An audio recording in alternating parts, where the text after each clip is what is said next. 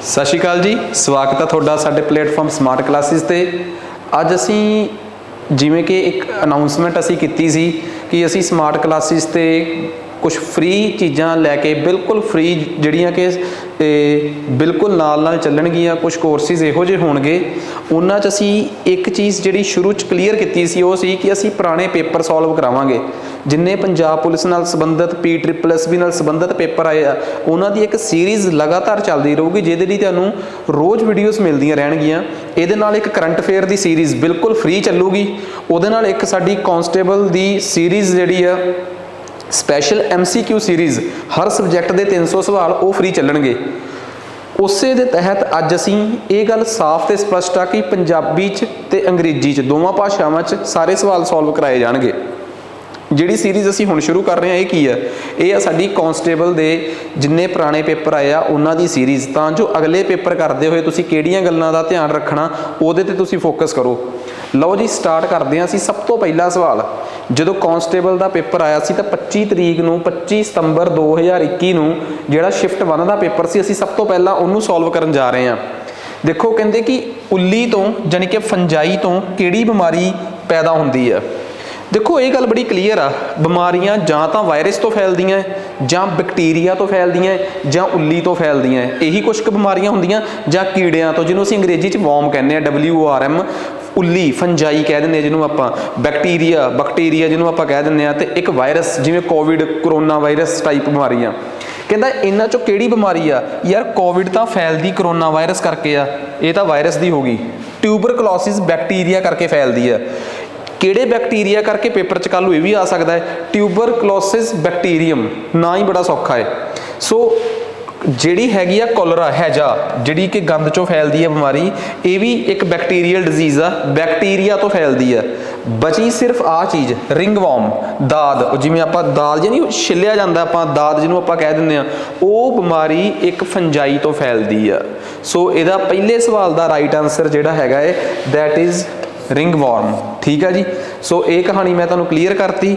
Next बिना समा खराब करे अगे चलते हैं जी। ठीक है, हुण कहंदे आ जी अगला सवाल दसो कि जदों असी परिवर्तन दे नियम की गल करते हैं, परिवर्तन का नियम समझ गए ना, तो परिवर्तन का नियम हुंदा है, एक हुंदा रिफ्लैक्शन, एक अपरिवर्तन, जिन्हों आपां रिफ्रैक्शन कह दिंदे आ। रिफ्लैक्शनस तो हुंदा है कि एक ना सामने शीशा पिया है, शीशे के किसी पासों कोई लाइट आके वजी, आ मान लो लाइट आई है, ये लाइट आके वज के ऐ चले जाती है सारी लाइट। जे लाइट इस शीशे चों, ये लाइट शीशा है, ये चों लाइट आवे एवें, आ लाइट आई है तो वज के विचों निकल जे, फिर तो हुंदा है रिफ्रैक्शन, अपरिवर्तन। ठीक है, तो जे होवे अपने कोल लाइट वज के वापस चल जे, फिर परिवर्तन रिफ्लैक्शन। मान लो कहते कि जे लाइट वज के जाए तो इनू कहते हैं परिवर्तन, इनू रिफ्लैक्शन कहते अंग्रेजी की कहते हैं रिफ्लैक्शन। कहते जदों लाइट वज के वापस जाती है तो कहते आ ये नियम के अनुसार की हुंदा है। मान लो आ शीशा है, आ शीशा है तुहाडा, ठीक है, शीशे के उपर एक लंब आ, लंब का मतलब एक अजिही लैन जिहड़ी शीशे नाल 90 डिग्री का कोण बनाउंदी होवे। कहते उहदे ते जे कोई लाइट आई आ, ठीक है, जे कोई लाइट उहदे ते आके वजी आ, जिहड़ी लाइट किसी ते आके वजी आ, इनू कहते आ इंसीडेंट की लाइट। किहड़ी इंसीडेंट। तो जिहड़ी लाइट इत्थों वापस जाती है, इत्थों जे आपां वापस भेजीए लाइट, आ लाइट तो वज के वापस गई, कहते एक किस नियम नूं फॉलो करती है, जिहड़ा एंगल ऑफ इंसीडेंस हुंदा है। एंगल ऑफ इंसीडेंस जिन्ने डिग्री ते जिन्ने कोण ते ये लाइट इत्थों आके इहदे नाल वजी है, मान लो ये 36 डिग्री का कोण बना के आई है, तो कहते कि 36 डिग्री का कोण जिहड़ा है इनू कहते आ रिफ्लैक्ट इंसीडेंस का एंगल। इंसीडेंस के एंगल का मतलब आ कि जिहड़ी लाइट आके वजी आ उहदा लंब नाल जिन्ने डिग्री कोण आ उहनूं इंसीडेंस का एंगल कहते आ। कहते ये कोण किहड़े कोण के बराबर हुंदा है। सो पेपर च आ सकता है कि इधरले पासे जिहड़ी लाइट वज के वापस जाती है इनू कहते आ परिवर्तन की लाइट, परावर्तन, रिफ्लैक्शन की लाइट रिफ्लैक्ट होकर वापस गई है। कहते जी ये जिहड़ा कोण बनाउंदी आ, ये बनाउंदी आ परिवर्तन का कोण। सवाल ये आ कि जिहड़ा आ इंसीडेंस का कोण हुंदा है कि ये परिवर्तन के कोण के बराबर हुंदा है, बिल्कुल बराबर हुंदा, यही नियम आ। रिफ्लैक्शन का नियम ही ये आ ਪਰਾਵਰਤਨ ਦਾ ਨਿਯਮ ਹੀ ਇਹ ਆ ਕਿ ਇੰਸੀਡੈਂਟ ਦਾ ਕੋਣ ਤੇ ਪਰਿਵਰਤਨ ਦਾ ਕੋਣ ਆਪਸ 'ਚ ਹਮੇਸ਼ਾ ਬਰਾਬਰ ਹੁੰਦੇ ਆ।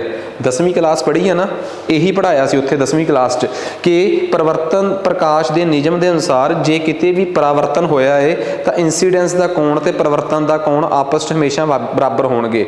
ਮਤਲਬ ਕਿ ਇੱਕ ਪ੍ਰਕਾਸ਼ ਕਿਰਨ ਜਾਨੀ ਕਿ ਇੱਕ ਲਾਈਟ ਜਦੋਂ ਉੱਪਰੋਂ ਆ ਕੇ ਕਿਸੇ ਸ਼ੀਸ਼ੇ ਤੇ ਵੱਜ ਕੇ ਵਾਪਸ ਜਾਂਦੀ ਹੈ, ਜਿੰਨਾ ਉਹ ਆਪਣਾ ਇੰਸੀਡੈਂਸ ਦਾ ਕੋਣ ਬਣਾਉਂਦੀ ਹੈ ਉਨਾ ਹੀ ਉਹ ਆਪਣੇ ਰਿਫਲੈਕਸ਼ਨ ਦਾ ਜਾਨੀ ਕਿ ਪਰਾਵਰਤਨ ਦਾ ਕੋਣ ਬਣਾਉਂਦੀ ਹੈ।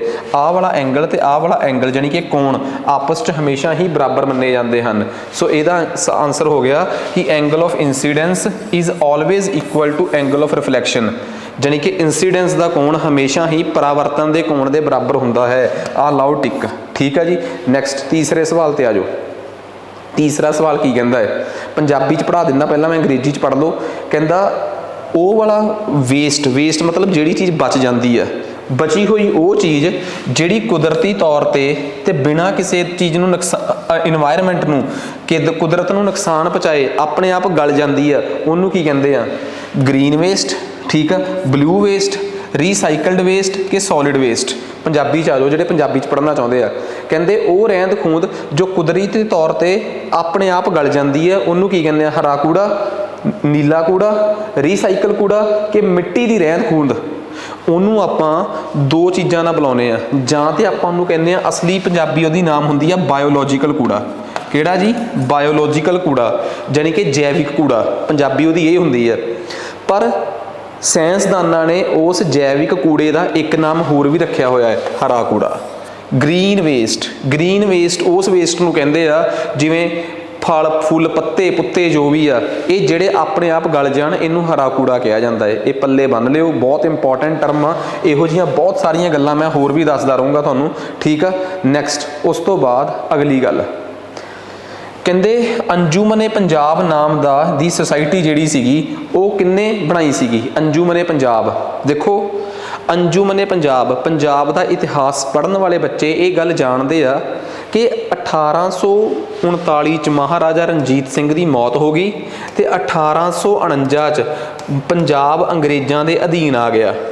ਜਦੋਂ ਪੰਜਾਬ ਅੰਗਰੇਜ਼ਾਂ ਦੇ ਅਧੀਨ ਆ ਗਿਆ ਨਾ, ਉਸ ਤੋਂ ਬਾਅਦ ਪੰਜਾਬ ਦੇ ਵਿੱਚ ਸਿੱਖ ਧਰਮ ਦਾ ਪ੍ਰਭਾਵ ਬੜਾ ਘਟ ਗਿਆ। ਪੰਜਾਬ ਦੇ ਵਿੱਚ ਦੂਜੀਆਂ ਭਾਸ਼ਾਵਾਂ ਦਾ, ਅੰਗਰੇਜ਼ੀ ਭਾਸ਼ਾ ਦਾ ਚੱਲਣ ਵੱਧ ਗਿਆ। ਸਾਰੇ ਲੋਕਾਂ 'ਚ ਨਹੀਂ, ਅਮੀਰ ਲੋਕਾਂ 'ਚ।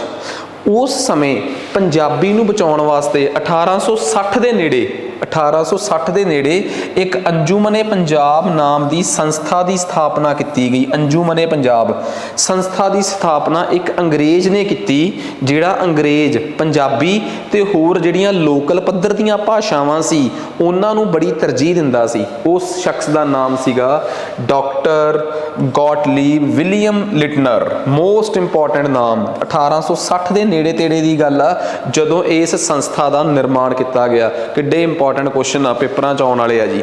ਆ ਜਾਓ ਅੱਗੇ। ਸਵਾਲ ਨੰਬਰ 5 ਪੰਜਾਬੀ 'ਚ ਪੜ੍ਹਨ ਵਾਲੇ ਪੰਜਾਬੀ 'ਚ ਪੜ੍ਹਨਗੇ, ਅੰਗਰੇਜ਼ੀ 'ਚ ਪੜ੍ਹਨ ਵਾਲੇ ਅੰਗਰੇਜ਼ੀ 'ਚ ਪੜ੍ਹਨਗੇ, ਤੇ ਜਿਹੜੇ ਸਮਝ ਆ ਰਿਹਾ ਜਿਨ੍ਹਾਂ ਨੂੰ ਵੱਧ ਤੋਂ ਵੱਧ ਉਹ ਚੈਨਲ ਸ਼ੇਅਰ ਕਰਨਗੇ। ਕਹਿੰਦੇ ਪੰਚਾਇਤ ਪੱਧਰ ਤੇ, ਪੰਚਾਇਤ ਦਾ ਜਿਹੜਾ ਇੰਟਰਮੀਡੀਏਟ ਪੱਧਰ ਹੁੰਦਾ ਹੈ, ਠੀਕ ਆ, ਮੱਧਵਰਤੀ ਪੱਧਰ ਹੁੰਦਾ ਹੈ, ਤੇ ਜਿਹੜਾ ਜ਼ਿਲ੍ਹਾ ਪੱਧਰ ਤੇ ਆ ਉਹਦੇ ਤੇ ਪੰਚਾਇਤਾਂ ਦੇ ਚੇਅਰਪਰਸਨ ਕਿਵੇਂ ਚੁਣੇ ਜਾਂਦੇ ਆ। ਗੱਲ ਸਮਝ ਨਹੀਂ ਆਈ? ਮੈਂ ਤੁਹਾਨੂੰ ਇੱਕ ਗੱਲ ਦੱਸਦਾ। ਤੁਸੀਂ ਪੰਚਾਇਤਾਂ ਬਾਰੇ ਜਾਣਦੇ ਹੋ ਮਾੜਾ ਮੋਟਾ? ਪਿੰਡ ਇੱਕ ਹੁੰਦੀ ਆ ਪਿੰਡ ਦੀ ਪੰਚਾਇਤ, ਇੱਕ ਹੁੰਦੀ ਆ ਬਲਾਕ ਸਮਿਤੀ ਦੀ ਪੰਚਾਇਤ, ਇੱਕ ਹੁੰਦੀ ਆ ਜ਼ਿਲ੍ਹੇ ਪੱਧਰ ਦੀ, ਜ਼ਿਲ੍ਹਾ ਉਹਨੂੰ ਕਹਿੰਦੇ ਆ ਜ਼ਿਲ੍ਹਾ ਪ੍ਰੀਸ਼ਦ। ਸੁਣਿਆ ਹੋਣਾ, 3 ਲੈਵਲ ਦੀ ਪੰਚਾਇਤ ਹੁੰਦੀ ਹੈ। ਪਿੰਡ ਦੇ ਪੱਧਰ ਦੀ ਪੰਚਾਇਤ ਦਾ ਚੇਅਰਮੈਨ ਹੁੰਦਾ ਹੈ ਸਰਪੰਚ। ਕੌਣ ਹੁੰਦਾ ਹੈ? ਸਰਪੰਚ ਨੂੰ ਪਿੰਡ ਪੱਧਰ ਦੀ ਪੰਚਾਇਤ ਦਾ ਚੇਅਰਮੈਨ ਕਹਿੰਦੇ ਆ। ਤੇ ਬਲਾਕ ਪੱਧਰ ਦਾ ਜਿਹੜਾ ਚੇਅਰਮੈਨ ਹੁੰਦਾ ਹੈ ਉਹਨੂੰ ਬਲਾਕ ਚੇਅਰਮੈਨ ਕਹਿ ਦਿੰਦੇ, ਬਲਾਕ ਸਮਿਤੀ ਦਾ ਚੇਅਰਮੈਨ। ਜ਼ਿਲ੍ਹਾ ਪੱਧਰ ਦੀ ਜਿਹੜੀ ਪੰਚਾਇਤ ਹੁੰਦੀ ਆ ਉਹਦੇ ਚੇਅਰਮੈਨ ਨੂੰ ਕਹਿ ਦਿੰਦੇ ਆ ਚੇਅਰਮੈਨ ਜ਼ਿਲ੍ਹਾ ਪ੍ਰੀਸ਼ਦ। ਸੁਣੇ ਹੋਣੇ ਆ ਤੁਸੀਂ ਸਾਰੇ ਨਾਮ। ਕਹਿੰਦੇ ਆ ਕਿ ਇਹ ਦੱਸਿਆ ਜਾਵੇ ਕਿ ਬਈ ਜਿਹੜਾ ਇਸ ਪੱਧਰ ਤੇ ਮੱਧਵਰਤੀ ਪੱਧਰ ਵਿੱਚ ਇਹੀ ਆ ਨਾ, ਤੇ ਜਿਹੜਾ ਜ਼ਿਲ੍ਹੇ ਪੱਧਰ ਦਾ ਪ੍ਰਧਾਨ ਆ ਜਾਂ ਚੇਅਰਮੈਨ ਆ ਉਹਨੂੰ ਕਿਵੇਂ ਚੁਣਿਆ ਜਾਂਦਾ ਹੈ, ਉਹਨੂੰ ਕੌਣ ਚੁਣਦਾ ਹੈ? ਹੁਣ ਇੱਕ ਗੱਲ ਬੜੀ ਕਲੀਅਰ ਆ। ਹੁਣ ਤੁਸੀਂ ਇੱਕ ਗੱਲ ਦੱਸੋ, ਬਹੁਤ ਇੰਪੋਰਟੈਂਟ ਆ, ਕਿ ਪਿੰਡ ਦੇ ਵਿੱਚ ਮੈਂਬਰ ਹੁੰਦੇ ਆ, ਇੱਕ ਪਿੰਡ 'ਚ ਚੇਅਰਮੈਨ ਹੁੰਦਾ ਜਿਹਨੂੰ ਸਰਪੰਚ ਕਹਿੰਦੇ ਆ, ਬਲਾਕ ਸਮਿਤੀ ਦੇ ਮੈਂਬਰ ਹੁੰਦੇ ਆ, ਇੱਕ ਬਲਾਕ ਸਮਿਤੀ ਦਾ ਚੇਅਰਮੈਨ ਹੁੰਦਾ। ਇਹ ਮੱਧਵਰਤੀ ਵਾਲਾ ਇਹ ਹੁੰਦਾ ਹੈ ਪੰਚਾਇਤ। ਜ਼ਿਲ੍ਹੇ ਪੱਧਰ ਤੇ ਇੱਕ ਮੈਂਬਰ ਹੁੰਦੇ ਆ ਜ਼ਿਲ੍ਹਾ ਪ੍ਰੀਸ਼ਦ ਦੇ, ਇੱਕ ਜ਼ਿਲ੍ਹਾ ਪ੍ਰੀਸ਼ਦ ਦਾ ਪ੍ਰਧਾਨ ਹੁੰਦਾ ਹੈ। ਚਾਹੇ ਪਿੰਡ ਦੇ ਮੈਂਬਰ ਹੋਣ, ਚਾਹੇ ਬਲਾਕ ਸਮਿਤੀ ਦੇ ਮੈਂਬਰ ਹੋਣ, ਚਾਹੇ ਜ਼ਿਲ੍ਹਾ ਪ੍ਰੀਸ਼ਦ ਦੇ ਮੈਂਬਰ ਹੋਣ, ਮੈਂਬਰਾਂ ਨੂੰ ਲੋਕ ਸਿੱਧਾ ਚੁਣਦੇ ਆ, ਮੈਂਬਰਾਂ ਨੂੰ ਲੋਕ ਸਿੱਧਾ ਚੁਣਦੇ ਆ। ਹੁਣ ਆਜੋ ਪ੍ਰਧਾਨਾਂ ਦੇ ਚੁਣਨ ਦੀ ਗੱਲ। ਜੇ ਪਿੰਡ ਦੇ ਪ੍ਰਧਾਨ ਨੂੰ ਚੁਣਨ ਦੀ ਗੱਲ ਆਵੇ, ਜਿਹਨੂੰ ਕਿ ਮੈਂ ਸਰਪੰਚ ਕਹਿੰਦਾ ਹੈ, ਇਹਦਾ ਕਾਨੂੰਨ ਇਹ ਆ ਕਿ ਸੂਬਾ ਸਰਕਾਰ ਦਾ ਕਾਨੂੰਨ, ਸੂਬਾ ਸਰਕਾਰ ਤੈਅ ਕਰਦੀ ਆ ਕਿ ਪਿੰਡ ਦੇ ਪ੍ਰਧਾਨ ਨੂੰ ਜਾਂ ਪਿੰਡ ਦੇ ਚੇਅਰਮੈਨ ਨੂੰ, ਜਿਹਨੂੰ ਅਸੀਂ ਸਰਪੰਚ ਕਹਿੰਦੇ ਆ, ਉਹਨੂੰ ਕਿਵੇਂ ਚੁਣਿਆ ਜਾਣਾ ਹੈ। ਪੰਚਾਂ ਦੁਆਰਾ, ਜਾਣੀ ਕਿ ਮੈਂਬਰਾਂ ਦੁਆਰਾ ਚੁਣਿਆ ਜਾਣਾ ਹੈ, ਜਾਣੀ ਕਿ ਪੰਚਾਇਤ ਦੁਆਰਾ ਚੁਣਿਆ ਜਾਣਾ ਹੈ, ਕਿ ਸਿੱਧਾ ਲੋਕਾਂ ਦੁਆਰਾ ਚੁਣਿਆ ਜਾਣਾ ਹੈ। ਇਹ ਸੰਵਿਧਾਨ ਨੇ ਸ਼ਕਤੀ ਦਿੱਤੀ ਹੋਈ ਆ ਸੂਬਾ ਸਰਕਾਰ ਨੂੰ ਕਿ ਤੁਸੀਂ ਖੁਦ ਡਿਸਾਈਡ ਕਰ ਲਓ ਕਾਨੂੰਨ ਬਣਾ ਕੇ। ਹਰ ਸੂਬੇ ਦਾ ਵੱਖੋ ਵੱਖਰਾ ਰੂਲ ਆ। ਹੁਣ ਆਜੋ ਬਲਾਕ ਸਮਿਤੀ ਦਾ ਚੇਅਰਮੈਨ। ਬਲਾਕ ਸਮਿਤੀ ਦਾ ਚੇਅਰਮੈਨ ਦਾ ਇੱਕੋ ਹੀ ਕਾਨੂੰਨ ਆ ਕਿ ਉਹਨੂੰ ਮੈਂਬਰ ਆਪਣੇ ਵਿੱਚੋਂ ਚੁਣਨਗੇ, ਜਾਣੀ ਕਿ ਉਹਨੂੰ ਪੰਚਾਇਤ ਚੁਣੂਗੀ। ਜ਼ਿਲ੍ਹਾ ਪ੍ਰੀਸ਼ਦ ਦਾ ਜਿਹੜਾ ਉਹ ਆ, ਉਹਦੇ ਵਾਸਤੇ ਵੀ ਸਾਫ਼ ਤੇ ਸਪਸ਼ਟ ਲੋਕ ਆ ਕਿ ਕਾਨੂੰਨ ਆ ਕਿ ਜ਼ਿਲ੍ਹਾ ਪ੍ਰੀਸ਼ਦ ਦਾ ਚੇਅਰਮੈਨ ਵੀ ਜਿਹੜਾ ਹੈ ਉਹਨੂੰ ਵੀ ਪੰਚਾਇਤ ਹੀ ਚੁਣੂਗੀ। ਜਿਹੜੇ ਆ ਚੁਣ ਕੇ ਆਏ ਹੋਏ ਆ ਮੈਂਬਰ, ਜਿਹੜੀ ਆ ਪੰਚਾਇਤ ਚੁਣ ਕੇ ਆਈ ਹੋਈ ਆ, ਲੋਕ ਨਹੀਂ ਚੁਣਦੇ। ਤਿੰਨਾਂ ਪੱਧਰਾਂ ਤੇ, ਚਾਹੇ ਪਿੰਡ ਪੱਧਰ ਆ, ਚਾਹੇ ਬਲਾਕ ਪੱਧਰ ਆ, ਚਾਹੇ ਜ਼ਿਲ੍ਹਾ ਪੱਧਰ ਆ, ਮੈਂਬਰਾਂ ਨੂੰ ਸਿੱਧਾ ਲੋਕ ਹੀ ਚੁਣਦੇ ਆ, ਮੈਂਬਰਾਂ ਨੂੰ ਸਿੱਧਾ ਲੋਕ ਹੀ ਚੁਣਦੇ ਆ। ਆਹ ਸਭ ਤੋਂ ਇੰਪੋਰਟੈਂਟ ਗੱਲ ਦੱਸਦੀ ਮੈਂ ਤੁਹਾਨੂੰ। ਪੇਪਰ 'ਚ ਆਉਣ ਵਾਲੇ ਬੜੇ ਖਤਰਨਾਕ ਸਵਾਲ ਆ ਕਿ ਕਿੱਡਾ ਔਖਾ ਸਵਾਲ ਇਸ ਪੱਧਰ ਤੇ ਆਇਆ ਹੋਇਆ ਹੈ। ਅਸੀਂ ਆਮ ਸੋਚਦੇ ਹੀ ਨਹੀਂ, ਅਸੀਂ ਸੋਚਦੇ ਸੀ ਕਿ ਬਸ ਊਂ ਹੋਊਗਾ। ਠੀਕ ਆ ਜੀ, ਆ ਜਾਓ। ਕਹਿੰਦਾ ਅਗਲੀ ਗੱਲ ਬਹੁਤ ਇੰਪੋਰਟੈਂਟ ਆ। ਕਹਿੰਦਾ ਹੁਣ ਦੱਸੋ ਮੈਨੂੰ, ਕਹਿੰਦਾ ਜੀ ਸਾਨੂੰ ਇੱਕ ਗੱਲ ਚੰਗੀ ਤਰ੍ਹਾਂ ਪਤਾ ਹੈ, ਪੰਜਾਬੀ 'ਚ ਵੀ ਪੜ੍ਹ ਲਓ, ਅੰਗਰੇਜ਼ੀ ਵਾਲੇ ਪੜ੍ਹ ਲਓ, ਕਿ is a courts order commanding an inferior court or ਸਰਕਾਰੀ authority to perform an official duty correctly. Punjabi 'ਚ ਪੜ੍ਹਨ ਵਾਲੇ ਨੂੰ ਪੰਜਾਬੀ 'ਚ ਪੜ੍ਹਨਗੇ ਤੇ ਗੌਰ ਕਰਨਗੇ ਇਸ ਗੱਲ ਤੇ।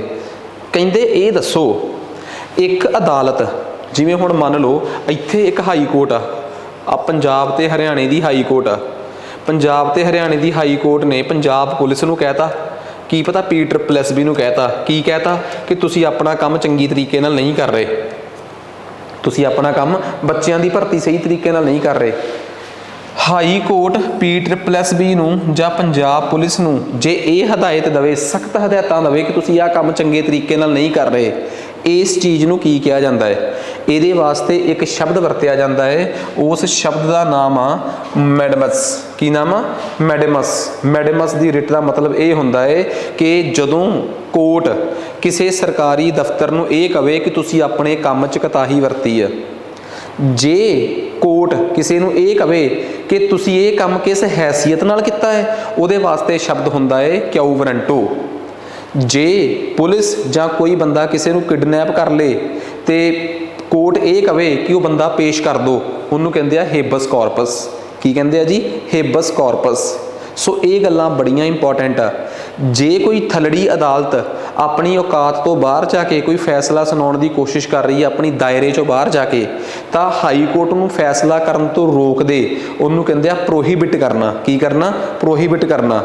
ਜੇ ਉਹ ਛੋਟੀ ਅਦਾਲਤ ਗਲਤੀ ਨਾਲ ਆਪਣੇ ਦਾਇਰੇ 'ਚੋਂ ਬਾਹਰ ਜਾ ਕੇ ਫੈਸਲਾ ਸੁਣਾ ਦੇ ਤੇ ਉਹਦੇ ਫੈਸਲੇ ਨੂੰ ਕੈਂਸਲ ਕਰਨਾ ਹੋਵੇ, ਫਿਰ ਹਾਈ ਕੋਰਟ ਰਿਟ ਸੁਣਾਉਂਦੀ ਆ ਸਿਰੀਟੀਰੀਓ ਕਿ ਤੁਸੀਂ ਇਹ ਫੈਸਲਾ ਗਲਤ ਆ, ਤੁਹਾਡਾ ਫੈਸਲਾ ਕੈਂਸਲ। ਹਾਈ ਕੋਰਟ ਹੋਵੇ ਚਾਹੇ ਸੁਪਰੀਮ ਕੋਰਟ ਹੋਵੇ, 5 ਤਰੀਕੇ ਦੇ ਨਿਰਦੇਸ਼ ਦੇ ਸਕਦੀ ਆ। ਇਹਨਾਂ ਨਿਰਦੇਸ਼ਾਂ ਦੀ ਅੰਗਰੇਜ਼ੀ ਹੁੰਦੀ ਆ ਰਿਟ। ਸੈਰੀਟੀਰੀਓ, ਕਿਊ ਵਾਰੰਟੋ, ਹੇਬਸ ਕਾਰਪਸ, ਮੈਡਮਸ ਤੇ ਇੱਕ ਮੈਂ ਤੁਹਾਨੂੰ ਦੱਸ ਹੀ ਦਿੱਤਾ ਪ੍ਰੋਹੀਬਿਸ਼ਨ। ਪੰਜਾਂ ਬਾਰੇ ਮੈਂ ਵੱਖਰੀ ਵੱਖਰੀ ਗੱਲ ਦੱਸਦੀ।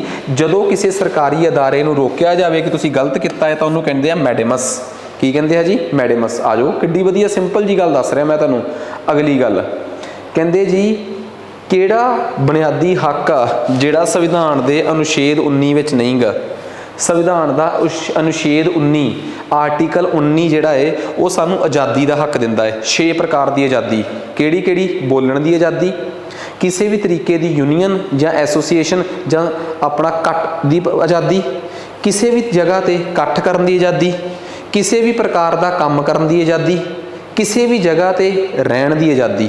ਸੋ ਇਹ ਸਾਰੀਆਂ ਆਜ਼ਾਦੀਆਂ 6ਵੇਂ ਉਹਦੇ 'ਚ ਦਿੱਤੀਆਂ ਹੋਈਆਂ ਹੈ। ਬੋਲਣ ਚਾਲਣ ਦੀ ਆਜ਼ਾਦੀ, ਐਸੋਸੀਏਸ਼ਨ ਜਾਂ ਯੂਨੀਅਨਾਂ ਬਣਾਉਣ ਦੀ ਆਜ਼ਾਦੀ, ਕਿਸੇ ਵੀ ਤਰੀਕੇ ਦਾ ਕੰਮ ਕਰਨ ਦੀ ਆਜ਼ਾਦੀ। ਠੀਕ ਆ। ਤੇ ਇਸ ਤੋਂ ਬਿਨਾਂ ਹੋਰ ਉਹ ਵੀ ਆ ਕਿ ਕਿਸੇ ਵੀ ਤਰੀਕੇ ਨਾਲ ਤੁਸੀਂ ਕਿਤੇ ਵੀ ਜਾ ਕੇ ਕੁਛ ਵੀ ਬਣਾ ਸਕਦੇ ਹੋ, ਕਿਤੇ ਵੀ ਰਹਿ ਸਕਦੇ ਹੋ। 6 ਪ੍ਰਕਾਰ ਦੀ ਕੁੱਲ ਆਜ਼ਾਦੀ ਆ। ਹੇਠ ਲਿਖਿਆਂ 'ਚੋਂ ਕਿਹੜੀ ਆਜ਼ਾਦੀ ਇਹਦੇ 'ਚ ਨਹੀਂ ਆਉਂਦੀ? ਕਹਿੰਦਾ ਚੌਥੇ ਨੰਬਰ ਵਾਲੀ ਆਜ਼ਾਦੀ ਇਹਦੇ 'ਚ ਨਹੀਂ ਆਉਂਦੀ। ਕੀ ਭਲਾ? ਕਿਸੇ ਧਰਮ ਨੂੰ ਚੁਣਨ ਦੀ ਜਾਂ ਕਿਸੇ ਵਿਸ਼ਵਾਸ ਨੂੰ ਚੁਣਨ ਦੀ ਆਜ਼ਾਦੀ। ਇਹ ਕਿਉਂ ਨਹੀਂ ਆਉਂਦੀ ਭਾਈ? ਕਿਉਂਕਿ ਇਹ ਆਉਂਦੀ ਆ ਸੰਵਿਧਾਨ ਦੇ ਅਨੁਛੇਦ 25 'ਚ, ਜਿੱਥੇ ਧਰਮ ਦੇ ਅਧਿਕਾਰ ਆ ਕਿ ਤੁਸੀਂ ਕਿਸੇ ਵੀ ਵਿਸ਼ਵਾਸ ਨੂੰ, ਕਿਸੇ ਵੀ ਯਕੀਨ ਨੂੰ ਤੇ ਕਿਸੇ ਵੀ ਧਰਮ ਨੂੰ ਚੁਣ ਸਕਦੇ ਹੋ। ਤੁਸੀਂ ਕਿਸੇ ਤੇ ਯਕੀਨ ਕਰ ਸਕਦੇ ਹੋ, ਕਿਸੇ ਧਰਮ ਤੇ ਵਿਸ਼ਵਾਸ ਕਰ ਸਕਦੇ ਹੋ, ਕਿਸੇ ਧਰਮ ਨੂੰ ਮੰਨ ਸਕਦੇ ਹੋ। ਇਹ ਆਜ਼ਾਦੀ ਸਾਨੂੰ ਸੰਵਿਧਾਨ ਦੇ ਅਨੁਛੇਦ 25 'ਚ ਮਿਲੀ ਆ, 19 'ਚ ਆਹੀ 3 ਮਿਲੀਆਂ ਹੈ।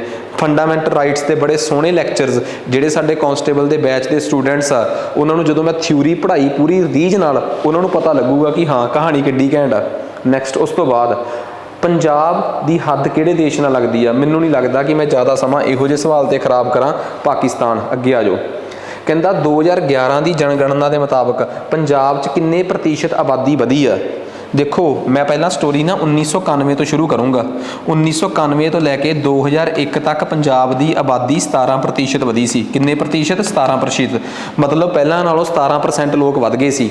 ਤੇ 2001 ਤੋਂ ਲੈ ਕੇ 2011 ਤੱਕ ਪੰਜਾਬ ਦੀ ਆਬਾਦੀ ਪਹਿਲਾਂ ਨਾਲੋਂ ਘਟੀ ਆ, ਪਰ ਵਧੀ ਜ਼ਰੂਰ ਆ। ਪਰ ਪਹਿਲਾਂ 17% ਵਧੀ ਸੀ, ਇਸ ਵਾਰ ਸਿਰਫ 13% ਵਧੀ ਆ। 13.99 ਸਹੀ ਜਵਾਬ ਆ ਜੀ। ਵੈਸੇ ਉੱਕਾ ਫੁੱਕਾ ਅਸੀਂ 13% ਹੀ ਕਹਿ ਦਿੰਦੇ ਆ ਕਿ ਇਸ ਵਾਰ ਪੰਜਾਬ ਦੀ ਆਬਾਦੀ 13% ਵਧੀ ਆ। ਆ ਜਾਓ ਜੀ ਅੱਗੇ, ਸਮਾਂ ਨਹੀਂ ਖਰਾਬ ਕਰਨਾ। ਕਹਿੰਦਾ ਸਭ ਤੋਂ ਵੱਧ ਸਿੱਖ ਜਨਸੰਖਿਆ ਕਿੱਥੇ ਰਹਿ ਰਹੀ ਆ? ਕੈਨੇਡਾ 'ਚ ਰਹਿ ਰਹੀ ਆ। ਜ਼ਿਆਦਾ ਸਮਾਂ ਖਰਾਬ ਨਹੀਂ ਕਰਦੇ। ਕਹਿੰਦੇ ਕੌਣ ਆ ਜਿਹੜਾ ਇਹ ਤੈਅ ਕਰਦਾ ਕਿ ਇਹ ਬਿੱਲ ਜਿਹੜਾ ਹੈ ਇਹ ਪੈਸੇ ਵਾਲਾ ਬਿੱਲ ਆ? ਨਹੀਂ ਸਮਝ ਆਈ? ਸਟੋਰੀ ਸੁਣੋ। ਕਹਿੰਦੇ ਤੁਹਾਨੂੰ ਪਤਾ ਭਾਰਤ ਦੇ ਵਿੱਚ ਇੱਕ ਪਾਰਲੀਮੈਂਟ ਆ। ਪਾਰਲੀਮੈਂਟ ਦੇ ਵਿੱਚ ਇੱਕ ਹਾਊਸ ਆ ਲੋਕ ਸਭਾ। ਕਿਹੜਾ ਹੈ? ਲੋਕ ਸਭਾ। ਲੋਕ ਸਭਾ ਦੀ ਕੁਰਸੀ ਤੇ ਇੱਥੇ ਇੱਕ ਬੰਦਾ ਬੈਠਾ ਹੁੰਦਾ ਜਿਹਨੂੰ ਆਪਾਂ ਸਪੀਕਰ ਕਹਿੰਦੇ ਆ। ਕੀ ਕਹਿੰਦੇ ਆ? ਸਪੀਕਰ ਸਾਹਿਬ। ਮੰਨ ਲਓ ਕੋਈ ਵੀ ਅਜਿਹਾ ਬਿੱਲ ਜਿਸ ਬਿੱਲ ਦਾ ਸੰਬੰਧ ਪੈਸੇ ਨਾਲ ਹੋਵੇ। ਤੁਸੀਂ ਸੁਣਿਆ ਬਜਟ ਆ ਗਿਆ। ਬਜਟ 'ਚ ਕੀ ਹੁੰਦਾ ਹੈ ਕਿ ਇਸ ਵਾਰ ਸਰਕਾਰ ਕਿੰਨੇ ਪੈਸੇ ਖਰਚੂਗੀ? ਬਜਟ ਨੂੰ ਆਪਾਂ ਪੈਸੇ ਵਾਲਾ ਬਿੱਲ ਵੀ ਕਹਿੰਦੇ ਆ, ਅੰਗਰੇਜ਼ੀ 'ਚ ਮਨੀ ਬਿੱਲ। ਇੱਕ ਬਿੱਲ ਜਦੋਂ ਕੋਈ ਪੇਸ਼ ਕਰਦਾ ਹੈ ਪਾਰਲੀਮੈਂਟ 'ਚ, ਬਜਟ ਹਮੇਸ਼ਾ ਸਾਡਾ ਵਿੱਤ ਮੰਤਰੀ ਪੇਸ਼ ਕਰਦਾ ਹੁੰਦਾ, ਫਾਈਨਾਂਸ ਮਿਨਿਸਟਰ। 90% ਇਹੀ ਦੇਖਿਆ ਗਿਆ ਹੈ। ਜਦੋਂ ਵਿੱਤ ਮੰਤਰੀ ਬਜਟ ਲੈ ਕੇ ਆਇਆ, ਉਹਨੇ ਕਿਹਾ ਕਿ ਇਹ ਬਜਟ ਆ, ਪਰ ਉਦੋਂ ਤੱਕ ਇਹ ਬਜਟ ਨਹੀਂ ਹੋਊਗਾ ਜਦੋਂ ਤੱਕ ਲੋਕ ਸਭਾ ਦਾ ਸਪੀਕਰ ਉਹਦੇ ਤੇ ਸਟਿੱਕਰ ਨਾ ਲਾ ਦੇ ਕਿ ਇਹ ਬਜਟ ਆ। ਜਦੋਂ ਲੋਕ ਸਭਾ ਦਾ ਸਪੀਕਰ ਇਹ ਕਹਿਤਾ ਨਾ ਕਿ ਆਹ ਬਿੱਲ ਦੇ ਉੱਪਰ ਇੱਥੇ ਲਿਖਤਾ ਕਿ yes it is a money bill, ਇਹ ਪੈਸੇ ਵਾਲਾ ਬਿੱਲ ਆ, ਉਦੋਂ ਤੱਕ ਉਹ ਬਜਟ ਜਾਂ ਮਨੀ ਬਿੱਲ ਨਹੀਂ ਅਖਵਾ ਸਕਦਾ। ਬੇਸ਼ੱਕ ਉਸ ਬਿੱਲ 'ਚ ਸਾਰੀ ਗੱਲ ਪੈਸੇ ਦੇ ਲੈਣ ਦੇਣ ਦੀ ਹੋਵੇ। ਜਦੋਂ ਤੱਕ ਸਪੀਕਰ ਨਹੀਂ ਤੈਅ ਕਰਦਾ ਉਦੋਂ ਤੱਕ ਉਹ ਚੀਜ਼ ਜਿਹੜੀ ਆ ਮਨੀ ਬਿੱਲ ਨਹੀਂ ਹੋ ਸਕਦੀ। ਕੌਣ ਤੈਅ ਕਰਦਾ ਹੈ ਪਾਰਲੀਮੈਂਟ 'ਚ ਕਿ ਇਹ ਬਿੱਲ ਮਨੀ ਬਿੱਲ ਹੈਗਾ ਕਿ ਨਹੀਂ ਹੈਗਾ? ਸਪੀਕਰ ਤੈਅ ਕਰਦਾ ਹੈ। ਠੀਕ ਹੈ ਜੀ। ਨੈਕਸਟ ਅੱਗੇ ਆ ਜਾਓ। ਕਹਿੰਦੇ ਜੀ ਯੁੱਧ ਅਭਿਆਸ ਦੇ ਦੋ ਦੇਸ਼ ਜਦੋਂ ਆਪਸ 'ਚ ਲੜਾਈ ਖੇਡਦੇ ਆ, ਪ੍ਰੈਕਟਿਸ ਕਰਦੇ ਆ ਲੜਨ ਦੀ, ਇੱਕ ਦੂਜੇ ਨਾਲ ਆਪਣੇ ਤਜਰਬੇ ਸਾਂਝੇ ਕਰਦੇ ਆ, ਉਹਨੂੰ ਅੰਗਰੇਜ਼ੀ 'ਚ ਕਹਿੰਦੇ ਆ ਮਿਲਟਰੀ ਐਕਸਰਸਾਈਜ਼। ਠੀਕ ਹੈ ਨਾ? ਤਾਂ ਮਿਲਟਰੀ ਐਕਸਰਸਾਈਜ਼ ਕਿਸੇ ਦੇਸ਼ ਨਾਲ ਕੋਈ ਆ, ਕਿਸੇ ਨਾਲ ਜਿਵੇਂ ਰਸ਼ੀਆ ਦੇ ਨਾਲ ਸਾਡੀ ਮਿਲਟਰੀ ਐਕਸਰਸਾਈਜ਼ ਹੁੰਦੀ ਆ ਇੰਦਰਾ, INDRA। ਤੇ ਅਮਰੀਕਾ ਨਾਲ ਇੱਕ ਮਿਲਟਰੀ ਐਕਸਰਸਾਈਜ਼ ਆ ਯੁੱਧ ਅਭਿਆਸ। ਬਹੁਤ ਇੰਪੋਰਟੈਂਟ ਆ। ਹੋਰ ਵੀ ਬੜੀਆਂ ਹੈ। ਜਿਵੇਂ ਸਾਡੀ ਕਰੰਟ ਅਫੇਅਰ ਦੀ ਇੱਕ ਫ੍ਰੀ ਸੀਰੀਜ਼ ਆਊਗੀ ਤੇ ਸਾਡੇ ਟੀਚਰਸ ਉਹਦੇ 'ਚ ਦੱਸਣਗੇ ਕਿ ਆਹ ਮਿਲਟਰੀ ਐਕਸਰਸਾਈਜ਼ ਇਹਦੇ ਨਾਲ ਆ, ਆਹ ਮਿਲਟਰੀ ਐਕਸਰਸਾਈਜ਼ ਇਸ ਦੇਸ਼ ਨਾਲ, ਆਹ ਮਿਲਟਰੀ ਐਕਸਰਸਾਈਜ਼ ਇਸ ਦੇਸ਼ ਨਾਲ ਆ। ਉਹ ਯਾਦ ਕਰ ਲਿਓ, ਸਾਰੀਆਂ ਤੁਹਾਡੇ ਕੰਮ ਆਉਣਗੀਆਂ। ਨੈਕਸਟ ਉਸ ਤੋਂ ਬਾਅਦ ਅੱਗੇ ਪੰਜਾਬ ਦਾ ਮਤਲਬ ਕੀ ਹੈ ਜੀ? ਕਹਿੰਦੇ ਪੰਜਾਬ ਦਾ ਮਤਲਬ ਆ 10 ਦਰਿਆਵਾਂ ਦੀ ਧਰਤੀ, 7 ਦਰਿਆਵਾਂ ਦੀ ਧਰਤੀ, 12 ਦਰਿਆਵਾਂ ਦੀ, 15 ਦਰਿਆਵਾਂ ਦੀ, 20 ਦਰਿਆਵਾਂ ਦੀ। ਪੰਜਾਬ ਦਾ ਮਤਲਬ ਆ 5 ਨਦੀਆਂ ਦਾ ਪੰਜਾਬ, 5 ਦਰਿਆਵਾਂ ਦੀ ਧਰਤੀ। ਕਹਿਣ ਦੀ ਲੋੜ ਹੀ ਨਹੀਂ। ਨੈਕਸਟ ਅੱਗੇ ਆ ਜਾਓ। ਕਹਿੰਦਾ ਕਿਹੜਾ ਫਸਲੀ ਚੱਕਰ ਜਾਂ ਕਿਹੜੀਆਂ ਦੋ ਸਬਜ਼ੀਆਂ ਕ੍ਰੌਪਸ ਨੇ ਜਿਹੜੀਆਂ ਪੰਜਾਬ 'ਚ, ਦੋ ਫਸਲਾਂ ਨੇ ਪੰਜਾਬ 'ਚ ਵੱਧ ਉਗਾਈਆਂ ਜਾਂਦੀਆਂ? ਕਣਕ ਝੋਨਾ ਜਾਂ ਕਣਕ ਚੌਲ? ਦੱਸਣ ਦੀ ਲੋੜ ਹੀ ਨਹੀਂ, ਬਹੁਤ ਸੌਖੇ ਸਵਾਲ ਸੀ। ਠੀਕ ਆ। ਕਹਿੰਦੇ ਜੀ ਬਟਕੇਸ਼ਵਰ ਦੱਤ ਨੇ 1929 'ਚ ਕਿਹਦੇ ਨਾਲ ਮਿਲ ਕੇ ਕੇਂਦਰੀ ਵਿਧਾਨ ਸਭਾ 'ਚ ਸੈਂਟਰਲ ਲੈਜਿਸਲੇਟਿਵ ਅਸੈਂਬਲੀ 'ਚ ਬੰਬ ਸੁੱਟਿਆ ਸੀਗਾ? ਭਗਤ ਸਿੰਘ ਤੇ ਬਟਕੇਸ਼ਵਰ ਦੱਤ ਨੇ ਮਿਲ ਕੇ ਅਸੈਂਬਲੀ 'ਚ ਬੰਬ ਸੁੱਟਿਆ ਸੀ। ਵਜ੍ਹਾ ਤੁਹਾਡੇ 'ਚੋਂ ਆ ਨਹੀਂ ਕਿਸੇ ਨੂੰ ਪਤਾ ਹੋਣੀ, ਕਿਉਂਕਿ ਅੰਗਰੇਜ਼ 2 ਕਾਨੂੰਨ ਪਾਸ ਕਰ ਰਹੇ ਸੀ ਜਿਹੜੇ ਭਾਰਤੀਆਂ ਨੂੰ ਪਸੰਦ ਨਹੀਂ ਸੀਗੇ। ਇੱਕ ਦਾ ਨਾਮ ਯਾਦ ਰੱਖਿਓ, ਪਬਲਿਕ ਸੇਫਟੀ ਬਿੱਲ। ਕਿਹੜਾ ਜੀ? Public safety bill. ਇੱਕ trade dispute bill, TRADI dispute bill. ਭਾਰਤੀ ਇਹਨਾਂ ਦੇ ਵਿਰੋਧ ਕਰ ਰਹੇ ਸੀ ਤੇ ਭਗਤ ਸਿੰਘ ਹੁਣੀ ਇਸੇ ਗੁੱਸੇ 'ਚ ਸੀ ਕਿ ਤੁਸੀਂ ਆਹ ਬਿੱਲ ਕਿਉਂ ਪਾਸ ਕਰ ਰਹੇ ਹੋ। ਇੱਕ ਸੀ ਪਬਲਿਕ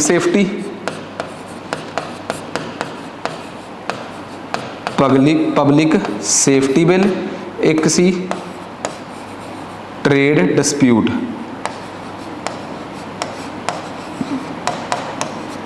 ਟ੍ਰੇਡ ਡਿਸਪਿਊਟ। ਠੀਕ ਹੈ ਜੀ, ਆਹ ਦੋ ਬਿੱਲਾਂ ਦਾ ਵਿਰੋਧ ਭਗਤ ਸਿੰਘ ਤੇ ਬਟਕੇਸ਼ਵਰ ਦੱਤ ਨੇ ਬੰਬ ਸੁੱਟਿਆ ਸੀਗਾ।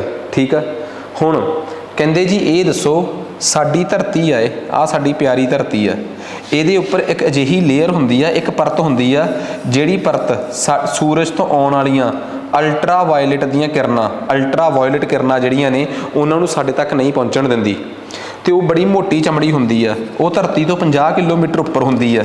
ਉਹਦਾ ਨਾਮ ਕੀ ਆ? ਸਾਰੇ ਹਿੰਟ ਤਾਂ ਮੈਂ ਦੇਤੇ। ਉਹ ਸਾਨੂੰ ਸੂਰਜ ਦੀਆਂ UV ਕਿਰਨਾਂ ਤੋਂ ਬਚਾਉਂਦੀ ਆ। ਦੱਸੋ ਉਹਦਾ ਨਾਮ ਕੀ ਆ? ਉਹਦਾ ਨਾਮ ਆ ਓਜ਼ੋਨ ਦੀ ਪਰਤ। ਕਿਹੜੀ ਪਰਤ? ਓਜ਼ੋਨ ਪਰਤ। ਆ ਲਿਖਿਆ ਜੀ ਓਜ਼ੋਨ ਪਰਤ। ਉਹ ਪਰਤ ਧਰਤੀ ਤੋਂ ਕਿੰਨੇ ਕਿਲੋਮੀਟਰ ਹੁੰਦੀ ਆ, ਕੀ ਬਚਾਉਂਦੀ ਆ ਤੇ ਕੀ ਹਿਸਾਬ ਕਿਤਾਬ ਆ, ਇਹ ਸਾਰੀ ਕਹਾਣੀ ਤੁਹਾਨੂੰ ਮੈਂ ਕਲੀਅਰ ਕਰਤੀ ਜੀ। ਅੱਗੇ ਆ ਜਾਓ। ਕਹਿੰਦੇ ਸੰਵਿਧਾਨ ਦਾ ਕਿਹੜਾ ਅਨੁਛੇਦ ਆ ਉਹ ਜਿਹੜਾ ਸੁਪਰੀਮ ਕੋਰਟ ਨੂੰ ਇਹ ਤਾਕਤ ਦਿੰਦਾ ਹੈ ਕਿ ਜੇ ਕਿਸੇ ਬੰਦੇ ਦੇ ਬੁਨਿਆਦੀ ਹੱਕ ਖੋਏ ਜਾਣ ਤਾਂ ਤੂੰ ਸਿੱਧਾ ਤੁਹਾਡੇ ਕੋਲ ਜਾ ਸਕਦਾ ਹੈ? ਪੰਜਾਬੀ ਪੜ੍ਹ ਲਓ। ਪੰਜਾਬੀ ਇਹ ਕਹਿੰਦੀ ਆ ਕਿ ਭਾਰਤ ਦੇ ਸੰਵਿਧਾਨ ਦਾ ਕਿਹੜਾ ਅਨੁਛੇਦ ਆ ਜਿਸ ਦੇ ਤਹਿਤ ਸੁਪਰੀਮ ਕੋਰਟ ਨੂੰ ਨਾਗਰਿਕਾਂ ਦੇ ਮੌਲਿਕ ਅਧਿਕਾਰਾਂ ਨੂੰ ਲਾਗੂ ਕਰਨ ਲਈ ਇੱਕ ਰਿਟ ਜਾਰੀ ਕਰਨ ਦਾ ਅਧਿਕਾਰ ਮਿਲਦਾ ਹੈ। ਸੁਪਰੀਮ ਕੋਰਟ ਕੋਲ 5 ਤਰੀਕੇ ਦੀਆਂ ਰਿਟਾਂ ਜਾਰੀ ਕਰਨ ਦਾ ਅਧਿਕਾਰ ਆ। ਪਹਿਲੀ ਰਿਟ ਦਾ ਨਾਮ ਆ ਹੇਬਸ ਕਾਰਪਸ, ਦੂਜੀ ਦਾ ਨਾਮ ਆ ਕਿਊ ਵਾਰੰਟੋ, ਤੀਜੀ ਦਾ ਨਾਮ ਆ ਮੈਡਮਸ, ਚੌਥੇ ਦਾ ਨਾਮ ਆ ਸੈਰੀਟੀਰੀਓ, ਪੰਜਵੀਂ ਦਾ ਨਾਮ ਆ ਪ੍ਰੋਹੀਬਿਸ਼ਨ। ਜੇ ਤੁਹਾਡੇ ਬੁਨਿਆਦੀ ਹੱਕ ਮੌਲਿਕ ਅਧਿਕਾਰ ਖੋਏ ਜਾਣ ਤਾਂ ਤੁਸੀਂ ਇਹਨਾਂ 5 ਪ੍ਰਕਾਰ ਦੀ ਕਿਸੇ ਵੀ ਪਟੀਸ਼ਨ ਨੂੰ ਕਿਸੇ ਵੀ ਤਰੀਕੇ ਦੀ ਰਿਟ ਸੁਪਰੀਮ ਕੋਰਟ ਤੋਂ ਜਾਰੀ ਕਰਵਾ ਸਕਦੇ ਹੋ, ਤੇ ਸੁਪਰੀਮ ਕੋਰਟ ਦੂਜੇ ਵਾਲੀ ਪਾਰਟੀ ਦੇ ਸਾਰੇ ਕੰਮਕਾਰ ਉੱਥੇ ਹੀ ਰੋਕ ਦੂਗੀ। ਇਹ ਸੁਪਰੀਮ ਕੋਰਟ ਦੀ ਤਾਕਤ ਆ। ਸੁਪਰੀਮ ਕੋਰਟ ਐਂ ਕਰ ਸਕਦੀ ਹੈ ਜਦੋਂ ਕਰਨ ਤੇ ਆਵੇ ਤਾਂ। ਬਸ ਇਹੀ ਸਮਝਾਉਣ ਦੀ ਕੋਸ਼ਿਸ਼ ਕਰ ਰਿਹਾ ਮੈਂ ਕਿ ਸੁਪਰੀਮ ਕੋਰਟ ਕੋਲ ਇਹ ਕਿਹੜੇ ਕਾਨੂੰਨ ਦੇ ਆਰਟੀਕਲ, ਕਿਹੜੇ ਅਨੁਛੇਦ ਦੇ ਤਹਿਤ ਸ਼ਕਤੀ ਆ। ਸੁਪਰੀਮ ਕੋਰਟ ਕੋਲ ਆਰਟੀਕਲ 32। ਜੇ ਤੁਸੀਂ ਜੇ ਤੁਹਾਡੇ 'ਚੋਂ ਕੋਈ ਸਬ ਇੰਸਪੈਕਟਰ ਦੀ ਤਿਆਰੀ ਕਰ ਰਿਹਾ ਹੈ ਨਾ, ਤਾਂ ਤੁਸੀਂ ਸਾਡੇ ਨਾਲ ਇਸ ਨੰਬਰ 'ਤੇ ਸੰਪਰਕ ਕਰ ਸਕਦੇ ਹੋ 98555। ਜੇ ਤੁਸੀਂ ਸਬ ਇੰਸਪੈਕਟਰ ਦੀ ਤਿਆਰੀ ਕਰ ਰਹੇ ਹੋ ਤਾਂ 80544 00797। ਜੇ ਤੁਸੀਂ ਕਾਂਸਟੇਬਲ ਦੀ ਤਿਆਰੀ ਕਰ ਰਹੇ ਹੋ ਤਾਂ 98555 43829। ਆਹ ਦੋ ਨੰਬਰ ਨੇ ਸਾਡੇ। ਹਾਂ, ਜੇ ਤੁਸੀਂ ਸਿਰਫ ਪੁਰਾਣੇ ਪੇਪਰਾਂ ਦੀ ਪ੍ਰੈਕਟਿਸ ਕਰਨੀ ਆ, ਕਰੰਟ ਅਫੇਅਰਸ ਕਰਨੇ ਆ, ਫਿਰ ਕਿਤੇ ਗੱਲ ਕਰਨ ਦੀ ਲੋੜ ਨਹੀਂ। ਸੀਰੀਜ਼ ਬਿਲਕੁਲ ਫ੍ਰੀ ਚੱਲ ਰਹੀ ਆ ਤੇ ਚੱਲਦੀ ਰਹੂਗੀ, ਕੋਈ ਬੜੀ ਦੁਵਿਧਾ 'ਚ ਪੈਣ ਦੀ ਲੋੜ ਨਹੀਂ। ਠੀਕ ਆ, ਜੇ ਥਿਊਰੀ ਕਮਜ਼ੋਰ ਲੱਗਦੀ ਆ ਤੇ ਥਿਊਰੀ ਦੀ ਤਿਆਰੀ ਕਰਨਾ ਚਾਹੁੰਦੇ ਹੋ, ਫਿਰ ਆ ਸਾਰਾ ਕੁਝ ਤੁਹਾਡੇ ਸਾਹਮਣੇ ਸੁਝਾਅ ਹੈਗੇ ਆ। ਨੈਕਸਟ ਉਸ ਤੋਂ ਬਾਅਦ ਅੱਗੇ ਆ ਜਾਓ। 18ਵਾਂ ਸਵਾਲ ਕਹਿੰਦਾ ਭਾਰਤ ਦੇ ਸੰਵਿਧਾਨ ਦਾ ਕਿਹੜਾ ਅਨੁਛੇਦ ਆ? ਭਾਰਤ ਦੇ ਸੰਵਿਧਾਨ ਦਾ ਉਹ ਕਿਹੜਾ ਅਨੁਛੇਦ ਆ ਜਿਹੜਾ ਪਿੰਡਾਂ ਦੀਆਂ ਪੰਚਾਇਤਾਂ ਬਣਾਉਣ ਦੀ ਗੱਲ ਕਰਦਾ ਹੈ? ਜਦੋਂ ਮੈਂ ਸੰਵਿਧਾਨ ਦੇ ਅਨੁਛੇਦ 36 ਤੋਂ ਲੈ ਕੇ 40 ਤੱਕ ਪੜ੍ਹਾਊਂਗਾ, 51 ਤੱਕ ਪੜ੍ਹਾਊਂਗਾ, 36 ਤੋਂ 51, ਤਾਂ ਮੈਂ ਦੱਸੂਗਾ ਕਿ ਸੰਵਿਧਾਨ ਦਾ ਅਨੁਛੇਦ 40 ਇਹ ਕਹਿੰਦਾ ਹੈ ਕਿ ਪਿੰਡਾਂ ਦੀਆਂ ਪੰਚਾਇਤਾਂ ਦਾ ਨਿਰਮਾਣ ਕਰਨਾ ਚਾਹੀਦਾ ਹੈ। 40 ਇਹ ਕਹਿੰਦਾ ਹੈ, 41 ਕਹਿੰਦਾ ਹੈ ਸਾਰੇ ਲੋਕਾਂ ਨੂੰ ਕੰਮ ਦਿਓ। ਐਵੇਂ ਤਾਂ ਸਾਰੇ ਆਰਟੀਕਲ 36 ਤੋਂ ਲੈ ਕੇ 51 ਤੱਕ ਸਰਕਾਰ ਦੀਆਂ ਨੈਤਿਕ ਜ਼ਿੰਮੇਵਾਰੀਆਂ ਨਾਲ ਭਰੇ ਹੋਏ ਆ ਕਿ ਸਰਕਾਰ ਐਂ ਕਰੇ, ਸਰਕਾਰ ਉਹ ਕਰੇ, ਸਰਕਾਰ ਨੂੰ ਐਂ ਕਰਨਾ ਚਾਹੀਦਾ ਹੈ, ਸਰਕਾਰ ਨੂੰ ਉਹ ਕਰਨਾ ਚਾਹੀਦਾ ਹੈ। ਇਸੇ ਦੇ ਵਿੱਚ ਹੀ ਇੱਕ ਆਰਟੀਕਲ ਆ 40 ਆਰਟੀਕਲ ਸਰਕਾਰ ਨੂੰ ਕਹਿੰਦਾ ਹੈ ਕਿ ਹੋ ਸਕੇ ਤਾਂ ਪਿੰਡਾਂ ਦੀਆਂ ਪੰਚਾਇਤਾਂ ਦਾ ਨਿਰਮਾਣ ਕਰੋ। ਕਿਹਦਾ ਨਿਰਮਾਣ ਕਰੋ? ਪਿੰਡਾਂ ਦੀਆਂ ਪੰਚਾਇਤਾਂ ਦਾ ਨਿਰਮਾਣ ਕਰੋ। ਆਰਟੀਕਲ 38 ਸਰਕਾਰ ਨੂੰ ਇਹ ਧੱਕਾ ਕਰਦਾ ਹੈ, ਠੀਕ ਆ, ਕਿ ਸਰਕਾਰ ਜਿਹੜੀ ਆ ਉਹ ਇੱਕ ਖੁਸ਼ਹਾਲ ਸੂਬਾ ਬਣਾਵੇ, ਸਰਕਾਰ ਇੱਕ ਖੁਸ਼ਹਾਲ ਦੇਸ਼ ਬਣਾਵੇ।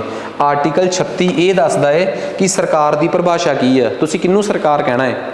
ਸਰਕਾਰ ਦਾ ਮਤਲਬ ਸਿਰਫ ਚੁਣੀ ਹੋਈ ਸਰਕਾਰ ਹੀ ਆ ਕਿ ਸਰਕਾਰ ਦੀ ਪਰਿਭਾਸ਼ਾ 'ਚ ਹੋਰ ਵੀ ਬਹੁਤ ਕੁਛ ਆ? ਸਰਕਾਰ ਦੀ ਪਰਿਭਾਸ਼ਾ ਜਿਹੜੀ ਆ ਉਹ ਅਨੁਛੇਦ 36 'ਚ ਆ। 32 ਮੈਂ ਸਮਝਾਈ ਚੁੱਕਿਆ ਹੈ ਕਿ ਜੇ ਤੁਹਾਡਾ ਕੋਈ ਵੀ ਮੌਲਿਕ ਅਧਿਕਾਰ ਖੋਇਆ ਗਿਆ ਤਾਂ ਤੁਸੀਂ ਸਿੱਧਾ ਸੁਪਰੀਮ ਕੋਰਟ ਦਾ ਦਰਵਾਜ਼ਾ ਖੜਕਾ ਸਕਦੇ ਹੋ। ਇਹ ਤਾਂ ਸਗੋਂ ਸਵਾਲ ਉੱਪਰ ਹੀ ਆ ਗਿਆ। ਸੋ ਭਾਵੇਂ ਅੰਗਰੇਜ਼ੀ 'ਚ ਪੜ੍ਹ ਲਓ, ਭਾਵੇਂ ਪੜ੍ਹ ਲਓ ਪੰਜਾਬੀ 'ਚ, ਇਹ ਤੁਹਾਡੇ ਸਾਹਮਣੇ ਹੀ ਆ। ਕਹਿੰਦੇ ਆਨੰਦ ਕਾਰਜ, ਤੁਸੀਂ ਪੜ੍ਹੀ ਹੋਣੀ ਆ ਕਿ ਆਨੰਦ ਸਾਹਿਬ ਬਾਣੀ ਕਿਹੜੇ ਗੁਰੂ ਦੀ ਹੈ? ਤੀਸਰੇ ਗੁਰੂ ਦੀ ਹੈ, ਤੇ ਫਿਰ ਉਹਨਾਂ ਦੇ ਨਾਲ ਹੀ ਜੁੜੇ ਹੋਏ ਆ ਆਨੰਦ ਕਾਰਜ। ਲਾਵਾਂ ਦਾ ਕਨਸੈਪਟ ਚੌਥੇ ਗੁਰੂ ਲੈ ਕੇ ਆਏ ਆ, but Anand Karaj the concept ਤੀਸਰੇ ਗੁਰੂ ਨੇ ਹੀ ਚਲਵਾਤਾ ਸੀਗਾ। ਗੱਲ ਕਰਦੇ ਆ 20ਵੇਂ ਸਵਾਲ ਦੀ। ਕਹਿੰਦੇ ਉਹ ਮਿੱਟੀ ਨੂੰ ਵਾਹ ਕੇ ਪੋਲੀ ਕਰ ਲੈਣਾ, ਠੀਕ ਆ, ਤੇ ਇੰਨੀ ਭੁਰਭਰੀ ਕਰ ਲੈਣਾ ਤਾਂ ਕਿ ਜਿੰਨੀ ਡੂੰਘਾਈ ਤੱਕ ਉਹਨੂੰ ਸਾਨੂੰ ਕੋਈ ਚੀਜ਼ ਉਗਾਉਣੀ ਆ ਉਨੀ ਡੂੰਘਾਈ 'ਚ ਅਸੀਂ ਉਗਾ ਸਕੀਏ। ਇਹਨੂੰ ਕੀ ਕਹਿੰਦੇ ਆ? ਕਲੌਡ ਕਰਸ਼ਿੰਗ, ਹੈਰੋਇੰਗ, ਪਲੋਇੰਗ ਕਿ ਮੈਨਿਓਰ ਮਿਕਸਿੰਗ। ਅਸੀਂ ਹਲ ਵਾਹੁਣ ਦੀ ਅੰਗਰੇਜ਼ੀ ਹੁੰਦੀ ਆ ਪਲੋਇੰਗ, ਹਲ ਚਲਾਉਣਾ, ਸਾਫ਼ ਹੀ ਲਿਖਿਆ ਹੈ। ਉਹਨੂੰ ਆਪਾਂ ਕੀ ਕਹਿੰਦੇ ਆ? ਹਲ ਚਲਾਉਣਾ। ਜਦ ਕਿ ਤਵੀਆਂ ਫੇਰਨਾ ਕੋਈ ਨਾਮ ਨੀਗਾ। ਅਸੀਂ ਸੋਚਦੇ ਤਵੀਆਂ ਫੇਰਤੀਆਂ, ਤਵੀਆਂ ਨਾਲ ਵੀ ਉਹੀ ਹੋਇਆ। ਅਸਲ 'ਚ ਤਵੀਆਂ ਫੇਰਨਾ ਕੋਈ ਨਾਮ ਥੋੜ੍ਹਾ ਹੈ। ਨਾਮ ਤਾਂ ਹਲ ਚਲਾਉਣਾ ਹੀ ਆ। ਸੋ ਅਸੀਂ ਇੱਥੇ ਪਲੋਇੰਗ ਅੰਗਰੇਜ਼ੀ 'ਚ ਤੇ ਪੰਜਾਬੀ 'ਚ ਹਲ ਚਲਾਉਣਾ ਜਿਹੜਾ ਸ਼ਬਦ ਸੀਗਾ ਇਹਨੂੰ ਲਿਖਣਾ ਸੀਗਾ, ਨਾ ਕਿ ਅਸੀਂ ਕੁਝ ਹੋਰ ਕਰਦੇ। ਸਾਡਾ ਪਹਿਲਾ ਲੈਕਚਰ ਸੀ 20 ਕੁਐਸਚਨਸ ਦਾ ਟਾਰਗੇਟ। ਅਸੀਂ 20 ਕਰਕੇ ਛੋਟੇ ਛੋਟੇ ਲੈਕਚਰਸ ਤੁਹਾਡੇ ਵਾਸਤੇ ਲੈ ਕੇ ਆਵਾਂਗੇ। ਤਾਂ ਪਹਿਲਾਂ ਅਸੀਂ 20 ਲੈਕਚਰਸ ਦੀ ਇੱਕ ਸੀਰੀਜ਼ ਜਿਹਦੇ 'ਚ ਅਸੀਂ ਚਾਰੇ ਦੇ ਚਾਰੇ ਪੇਪਰ ਸੋਲਵ ਕਰਾਵਾਂਗੇ। ਵੱਧ ਤੋਂ ਵੱਧ ਸ਼ੇਅਰ ਕਰਿਓ ਜੇ ਵਧੀਆ ਲੱਗੀ, ਠੀਕ ਆ। ਈਵਨ ਕਿ ਅਸੀਂ ਹੋਰ ਵੀ ਬਹੁਤ ਕੁਝ ਪਲੇਟਫਾਰਮ ਤੇ ਫ੍ਰੀ ਲੈ ਕੇ ਆ ਰਹੇ ਹਾਂ। ਬਾਕੀ ਕੋਈ ਕੋਰਸਿਸ ਵਗੈਰਾ, ਬੜੇ ਬੱਚਿਆਂ ਦੀ ਇੱਕ ਡਿਮਾਂਡ ਆ ਕਾਂਸਟੇਬਲ ਦੇ ਕੋਰਸ ਨੂੰ ਲੈ ਕੇ, 1 ਮਈ ਤੋਂ ਰਿਲੀਜ਼ ਹੋ ਰਿਹਾ ਹੈ ਤੇ 98555 ਤੇ 43829 ਇਹ ਆਫੀਸ਼ੀਅਲ ਨੰਬਰ ਨੇ ਸਾਡੇ ਸਮਾਰਟ ਕਲਾਸਿਸ ਦੇ, ਜਿੱਥੋਂ ਤੁਸੀਂ ਇਹਨਾਂ ਨੰਬਰਾਂ ਤੋਂ ਤੁਸੀਂ ਆਪਣੇ ਕੋਰਸਿਸ ਦੀ ਜਾਣਕਾਰੀ ਲੈ ਸਕਦੇ ਹੋ। ਅੱਜ ਵਾਸਤੇ ਇੰਨਾ ਹੀ ਬਹੁਤ ਆ ਜੀ, ਧੰਨਵਾਦ।